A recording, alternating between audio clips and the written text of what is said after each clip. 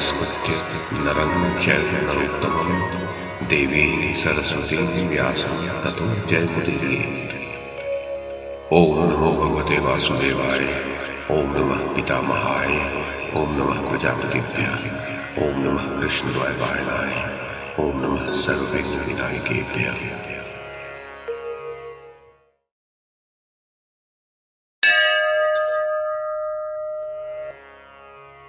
संजय ने कहा, महाराज धृतराष्ट्र, अर्जुन को जयद्रथ की ओर बढ़ते देखकर कौरव योद्धा उसके जीवन से निराश होकर संग्राम भूमि से लौटने लगे। उस समय आपके पक्ष का जो वीर अर्जुन के सामने जाता था, उसी के शरीर पर उनका प्राणांतक बाण गिरता था। महारथी अर्जुन ने आपकी सारी सेना को कबंधों से व्याप्त कर दिया। इस प्रकार आपकी चतुरंगिणी सेना को व्याकुल करके वे जयद्रथ के सामने पहुंचे। उन्होंने अश्वत्थामा को 50, वृषसेन को 3, कृपाचार्य को 9, शल्य को 16, कर्ण को 32 और जयद्रथ को 64 बाणों से बींधकर बड़ा सिंहनाद किया। जयद्रथ से अर्जुन के बाण सह नहीं गए। वह अंकुश खाए हुए गज के समान अत्यंत क्रोध से भर गया। अतः उसने 3 बाणों से श्री कृष्ण को और 6 से अर्जुन को बींधकर 8 बाणों से उनके अश्वों को बींध डाला तथा 1 बाण उनकी ध्वजा पर छोड़ा। किंतु अर्जुन ने उसके छोड़े हुए बाणों को व्यर्थ करके एक ही साथ 2 बाण मारकर उसके सारथी के सिर और ध्वजा को काट डाला। उसी समय सूर्य को बड़ी शीघ्रता से अस्ताचल के समीप जाते देख श्री कृष्ण ने कहा, पार्थ, इस समय जयद्रथ को 6 महारथियों ने अपने बीच में कर रखा है। अतः संग्राम में इन 6 को परास्त किए बिना जयद्रथ को मारना संभव नहीं है। इसलिए इस समय मैं सूर्य को छिपाने के लिए एक ऐसा उपाय करूंगा जिससे जयद्रथ को यही स्पष्ट प्रतीत होगा कि सूर्य अस्त हो गया। इससे वह हर्षित होकर तुम्हें मारने के लिए बाहर निकल आवेगा और अपनी रक्षा के लिए किसी प्रकार का प्रयत्न नहीं करेगा। उसी अवसर पर तुम उस पर प्रहार करना। सूर्य अस्त हो गया है ये समझकर उपेक्षा मत करना। नरेश्वर, इस पर अर्जुन ने कहा, आप जैसा कहते हैं वही किया जाए। राजन, तब योगेश्वर श्री कृष्ण ने योग युक्त होकर सूर्य को ढकने के लिए अंधकार उत्पन्न कर दिया। अंधकार फैलते ही आपके योद्धा ये समझकर कि सूर्य अस्त हो गया है, अर्जुन के नाश की संभावना से प्रसन्नता के मारे उन्हें सूर्य की ओर देखने का भी ध्यान नहीं रहा। उसी समय राजा जयद्रथ सिर ऊंचा करके सूर्य की ओर देखने लगा। तब श्री कृष्ण ने अर्जुन से पुनः कहा, वीर, देखो, सिंधुराज तुम्हारा भय छोड़कर सूर्य की ओर देख रहा है। इस दुष्ट को मारने का यही सबसे अच्छा अवसर है। तत्काल ही इसका सिर उड़ाकर अपनी प्रतिज्ञा पूरी करो। महाराज, श्री कृष्ण की यह बात सुनकर प्रतापी पांडुनंदन अपने प्रचंड बाणों से आपकी सेना का संहार करने लगे।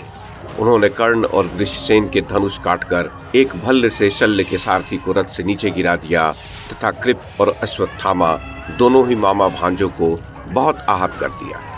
इस प्रकार आपके सब महारथियों को अर्जुन ने अत्यंत व्याकुल कर दिव्यास्त्रों से अभिमंत्रित तथा गंध और पुष्प आदि से पूजित इंद्र के वज्र के समान एक प्रचंड बाण निकाला। उसे विधिवत वज्रास्त्र से अभिमंत्रित कर बड़ी फूर्ति से गांडीव पर चढ़ाया।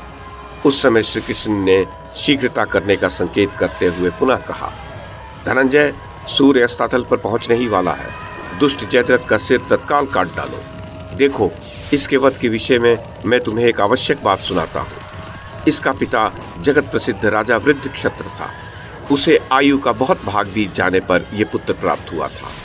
इसके विषय में राजा वृद्धक्षत्र को यह आकाशवाणी हुई थी कि राजन, आपका यह पुत्र कुल, शील और दम आदि गुणों में सूर्य और चंद्रवंशियों के समान होगा। इस क्षत्रिय प्रवर का लोक में शूरवीर लोग सर्वदा सत्कार करेंगे, किंतु संग्राम में युद्ध करते समय एक क्षत्रिय श्रेष्ठ अचानक इसका सिर काट डालेगा। अर्जुन, ये सुनकर सिंधुराज वृद्धक्षत्र बहुत देर तक सोचता रहा। उसके पश्चात उसने पुत्र स्नेह के वशीभूत होकर अपने जाति बंधुओं से कहा, जो पुरुष मेरे पुत्र का सिर पृथ्वी पर गिरावेगा उसके मस्तक के भी अवश्य ही 100 टुकड़े हो जाएंगे। पार्थ, ऐसा कहकर वह जयद्रथ का राज्याभिषेक कर वन को चला गया और बड़ी उग्र तपस्या करने लगा। इस समय वह समंत पंचक क्षेत्र के बाहर बड़ी घोर तपस्या कर रहा है। इसलिए तुम दिव्यास्त्र से इसका सिर काटकर वृद्धक्षत्र की गोद में गिरा दो। यदि तुमने इसके सिर को पृथ्वी पर गिराया तो निस्संदेह तुम्हारे ही सिर के 100 टुकड़े हो जाएंगे। नरेश्वर, श्री कृष्ण की यह बात सुनकर अर्जुन ने वह वज्रतुल्य बाण छोड़ दिया। वह सिंधुराज के मस्तक को काटकर उसे क्षेन पक्षी की भांति लेकर आकाश में उड़ा और समंत पंचक क्षेत्र से बाहर ले गया। उस समय आपके संधि राजा वृद्धक्षत्र संध्योपासना कर रहे थे। उस बाण ने वह सिर उनकी गोद में डाल दिया और उन्हें इसका पता तक न चला। जब वृद्धक्षत्र जप करके उठे तो वह सिर उनकी गोद से पृथ्वी पर गिर गया और उसके गिरते ही वृद्धक्षत्र के सिर के 100 टुकड़े हो गए। राजन, इस प्रकार जब अर्जुन ने जयद्रथ को मार डाला तो श्री कृष्ण ने वो अंधकार दूर कर दिया। तब आपके पुत्रों को ज्ञात हुआ कि ये सब तो श्री कृष्ण की रची हुई माया ही थी। इस प्रकार अर्जुन ने 8 अक्षौहिणी सेना का संहार करके आपके जामाता जयद्रथ का वध किया। जयद्रथ को मरा देखकर आपके पुत्र दुख के अश्रु बहाने लगे और अपने विजय के विषय में निराश हो गए। उधर जयद्रथ का वध होने पर श्री कृष्ण, अर्जुन, भीमसेन, सात्विकी, युधामन्यु और उत्तमौजा ने अपने अपने शंख बजाए। उस महान शंखनाद को सुनकर धर्मपुत्र युधिष्ठिर को निश्चय हो गया कि अर्जुन ने सिंधुराज को मार डाला है। तब उन्होंने वाद्य यंत्र बजवाकर अपने योद्धाओं को हर्षित किया तथा संग्राम में द्रोणाचार्य से युद्ध करने के लिए उन पर आक्रमण किया। तब सूर्यास्त के पश्चात सोमकों के साथ आचार्य का बड़ा रोमांचकारी युद्ध होने लगा। वे सब द्रोण के प्राणों के ग्राहक होकर उनके साथ लड़ने लगे।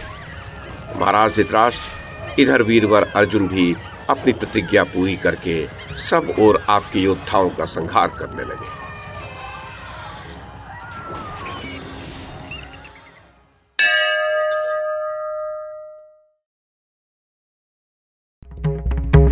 YouTube के माध्यम से महाभारत की कथा को एक श्रृंखला के रूप में प्रस्तुत करने का हमारा ये प्रयास यदि आपको सराहनीय लगा हो तो कृपया इस कड़ी को लाइक और शेयर करें, चैनल को सब्सक्राइब करें और बेल आइकन को दबाएं। साथ में अन्य लोगों को भी देखने के लिए प्रेरित करें। धन्यवाद और नमस्कार।